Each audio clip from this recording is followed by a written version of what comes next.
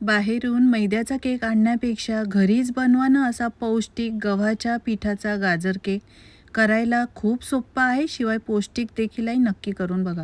यासाठी 1 वाटी गव्हाचं पीठ, 1 चमचा बेकिंग पावडर आणि अर्धा चमचा बेकिंग सोडा घालून पीठ चाळून घ्यायचं. एका मिक्सिंग बाउलमध्ये 1 वाटी गरम करून थंड केलेलं दूध, 1 वाटी साखर, 3 चमचे मिल्क पावडर, 1 चमचा वेलची पावडर आणि 1 मोठा चमचा साजूक तूप घालून मिक्स करून घ्यायचं. हे मिश्रण पिठामध्ये घालायचं. यामध्ये 1 किसलेला गाजर, टुटी फ्रुटी, चिमूटभर मीठ, व्हॅनिला इसेन्स आणि थोडंसं व्हिनेगर घातलंय. मिक्स करून घ्यायचं. बॅटर घट्टच ठेवायचं, पातळ करायचं नाही. केक टीनमध्ये बटर पेपर घालून तूप असं लावून घ्यायचं. यानंतर हे केकचं मिश्रण आहे ते सगळं यामध्ये घालायचं.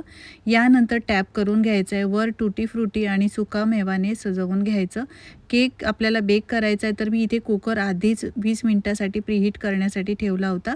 जाळी ठेवायची, केक टीन ठेवायचं आणि 50 ते 55 मिनिटात बेक करून घ्यायचं. टूथपिकनी चेक करायचं आहे आणि त्यानंतर पूर्णपणे थंड करायचा आहे केक आणि नंतरच याला डिमोल्ड करायचं आहे.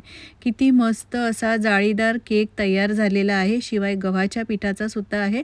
मुलांना बाहेरून आणून मैद्याचा केक देण्यापेक्षा घरच्या घरी हा खूपच सोप्या पद्धतीने गव्हाच्या पिठाचा गाजर केक त्यांना नक्की बनवून द्या. खायला खूपच मस्त लागतो. मुलांना नक्कीच आवडेल. शिवाय पौष्टिक देखील आहे.